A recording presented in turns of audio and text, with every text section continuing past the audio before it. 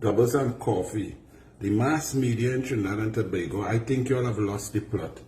Around this time, your boy does listen to all them music stations to hear the newest soca and to see who coming out, as Carnival coming, hear a little parang and so on. Yesterday, my station was on in the morning when I was moving around on Slam 100.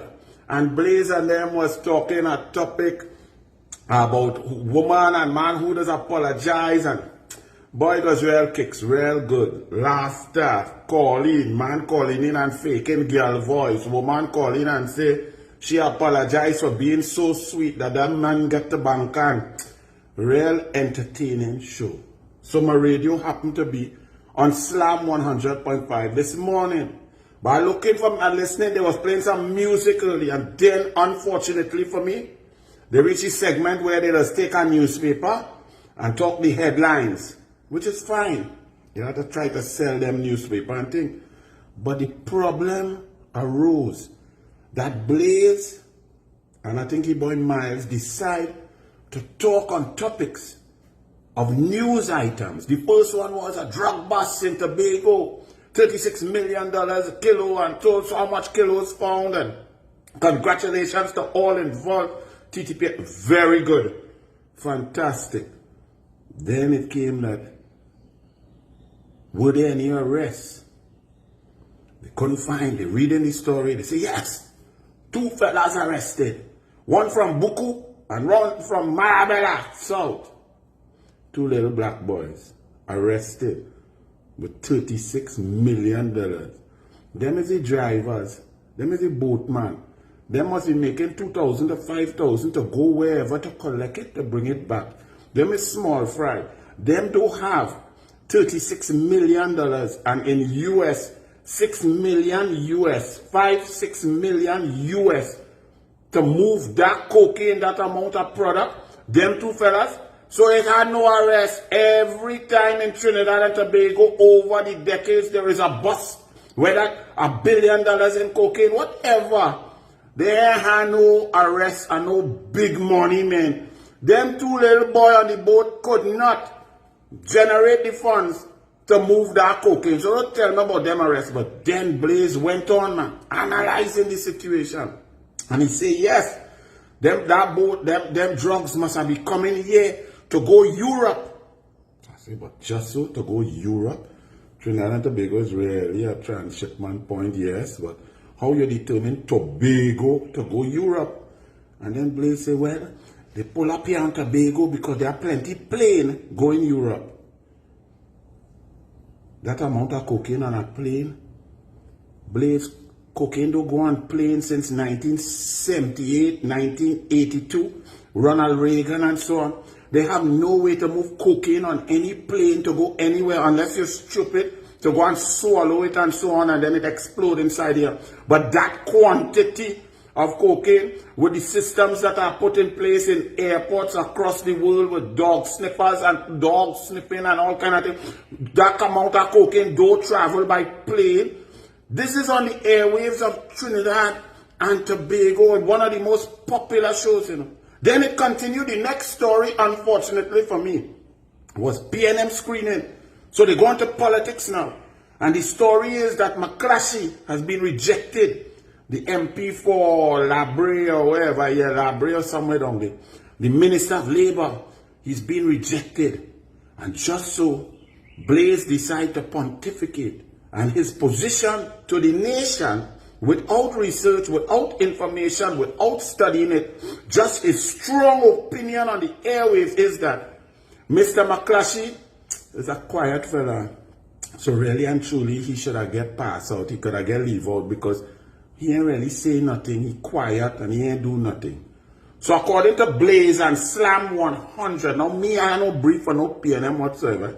Whether McClashy, Rowley, small pen, I do have none. But I believe in fairness, in information, in research, in zipping your lip if you don't know. And you know what? Why it hurt me more? Because it's sprung along Dennis Hall fault, Anil Roberts, my fault, and Christopher Sion. Our fault that all these radios, and it's not just Blazer picking on it, all these music stations now have talk show in the morning and talk show in the afternoon. It's our fault. Because in the Market Fact survey of 2009, Dennis Hall, aka Sprangarang, Anil and Chris on Power 102 Power Drive, we beat 96.1 and all on a Friday with 89,000 people listening. We were up at 28% market share, and 96.1 on a Friday, who was perennially the #1 station and so on, was down at 13%. We beat them bad. It's after that, every station, every music station start to have man on the radio talking. A man, Louis Leasing, called me to tell me, come, he making a new station with my favorite color, red, because I know I Trinidad and Tobago, red, white, and black. Red 96, come and do the morning show. He and Tony Lee. I said, Tony Lee, I said, the only reason I took this meeting because I have respect for you, Tony Lee, because you put me on radio in 1996-97 to do football in the stadium, and then I moved on to radio, talk show, newspaper columnist, TV, sport, all of that. Now, Tony does talk nonsense, and I disagree with 95% of what he said. He's a PNM sycophant who benefits from PNM and does not really care about the country once he good, because PNM did. However, respect must be given and respect due. He put me on radio, and I appreciate and respect that and love that, and will always go. When the meeting finished, I said, Tony Lee, I come this meeting because of you. Louis Leasing, me I care for you at all, and there are no station and no amount of money that I will ever come and work for you, Louis No Neck Leasing. And that was, then they come and I think JW and Blaze and think took the Red 96 morning show. But so the position was now that McClatchy, yeah man, he could get removed because he really didn't say nothing. He's a very quiet fella. First and foremost, being quiet does not mean that you're not a good minister. To manage a ministry, you could be quiet, you could be efficient, you could be working hard. Did Blaze take the time to see or know if the man worked hard, if he did anything?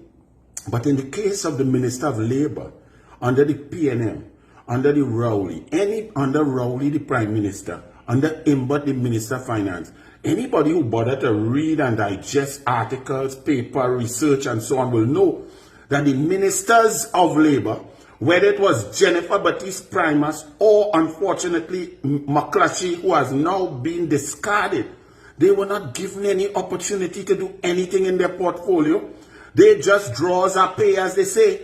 The instructions came from Imbot and the instructions came from Rowley on what the Labour will get. 4%, take it or leave it, threatening, nothing. No Minister of Labour in the PNM last 9 years had any power to negotiate, to save people, to work, to implement what they want with their heart and soul, because they were told what to do by Imbot and Rowley. They just had to stay quiet and do that. And now the man who had to follow instruction and could not do his job is now discarded. And man on the radio saying, yeah, he should be discarded because he was quiet. But Rowley shouldn't be discarded for sharpening Labour, for giving Labour 4% and giving himself 47%. Imbot should not be removed because he's the worst Minister of Finance who has bankrupted this country, disrespected Labour, disrespected people, disrespected police, army, fire, teachers, everybody. Not Imbot. But McClatchy could go because he's quiet. Let me also ask you, Blaze, because many of them PNM safe, they get returned. So lack of performance means that you should get put back. But McClatchy just quiet, so it's okay for him to go. Camille Robinson Regis was Minister of Planning. You see or hear any plan? Camille Robinson Regis was Minister of Housing. Housing is the worst case. People are suffering for housing. Over 190,000 people begging for house still. They've not built any houses. She was building house up at Terrestrial Lands. $100 million, and they had to tear down all. But she get put back. I ain't hear you talk about that, Blaze. Oh, that's okay. She get put back because she didn't perform, because she wastes money, because hundreds of millions of dollars gone, because people suffering for housing. They push she back, but maybe because she make noise. She talk, but McClatchy could go because he quiet.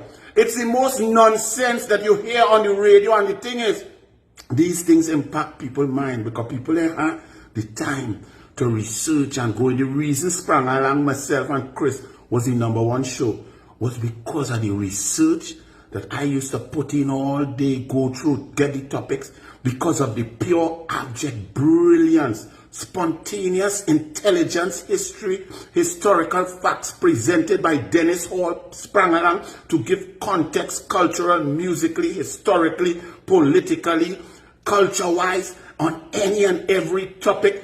Dennis Hall was an encyclopedia of knowledge, and Christopher Sion with the production and throwing in his comments and the plan and the chemistry and so on. That's why the show was good.